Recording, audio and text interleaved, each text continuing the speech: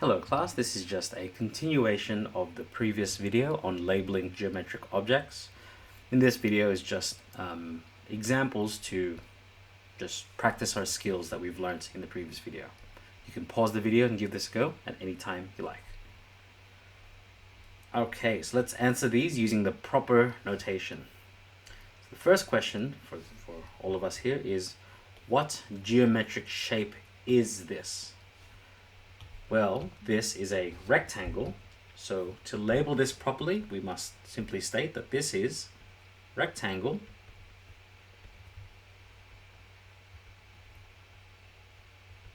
and just starting at the smallest or the first alphabetical letter and just going clockwise.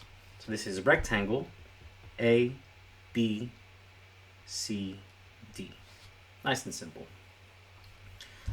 So, question part 1. Which two sides are the longest? Well, I'm sure you can see that it's this one and this one, but we have to use proper notation. So this is side AB, so we can say that this is AB, and the side CD or DC. For consistency's sake, we'll keep this going in alphabetical order. C, D.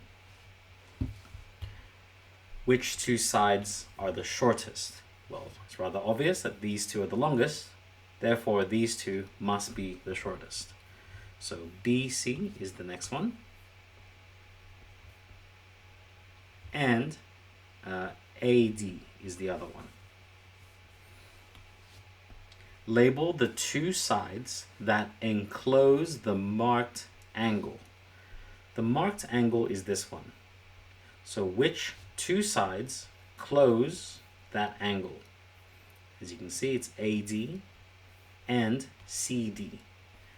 So let's move this down just a little bit. So the two sides that enclose this are AD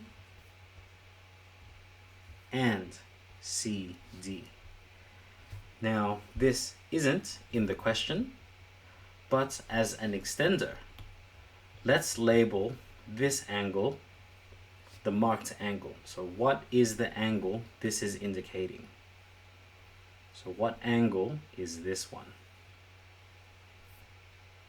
Well, since D is the point of intersection of AD and CD, D is the common side, or the common vertex, or the common point. So we can say that this is angle ADC or angle CDA. So let me highlight these. ADCs from ADC. Notice how D is in the center.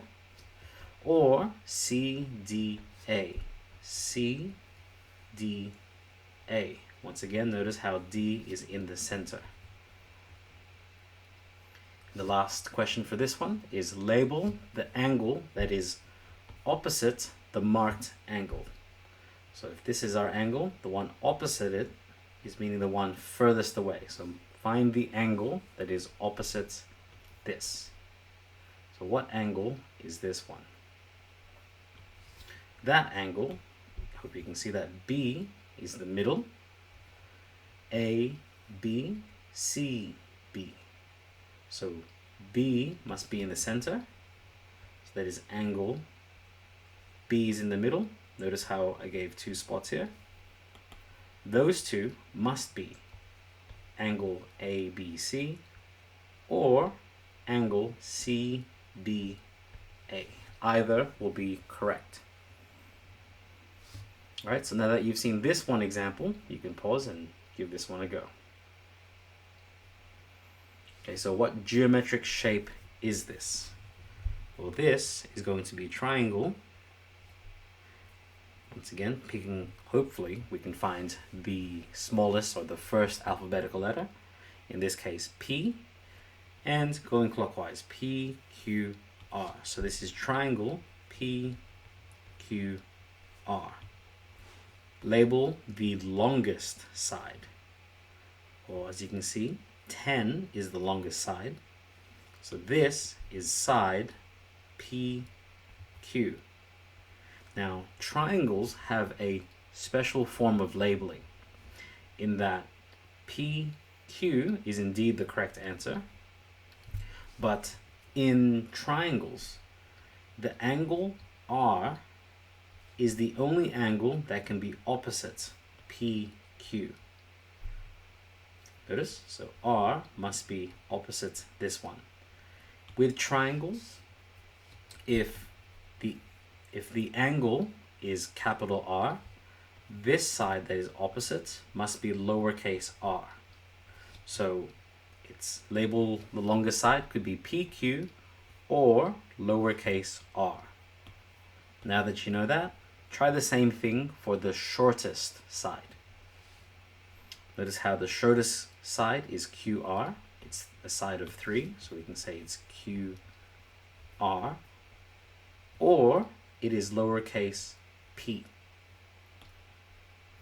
And the last question is, label the unmarked angle. Notice how these two angles have a marking on them. They have a dot and an X. So the unmarked angle is this one. I'll give you a moment to